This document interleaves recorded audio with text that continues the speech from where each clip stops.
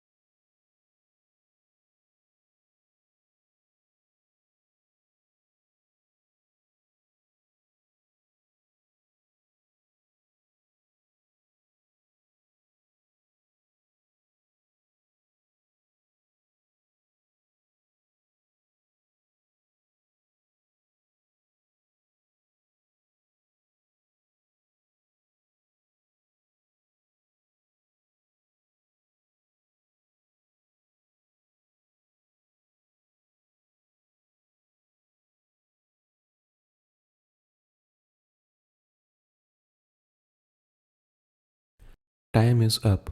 Now we will see the answer of these questions. The bandgap energy of silicon at 0 Kelvin temperature is 1.21 electron volt. The bandgap energy of germanium at 300 Kelvin, which is the room temperature, is 0.71 electron volt. The bandgap energy of gallium arsenide at 300 Kelvin is 1.41 electron volt. The bandgap energy of silicon at 300 Kelvin is 1.12 electron volt. The bandgap energy of gallium arsenide at 0 Kelvin temperature is 1.52 electron volt. The bandgap energy of germanium at 0 Kelvin is approximately equal to 0.78 electron volt. This type of data is very basic, so you should learn them.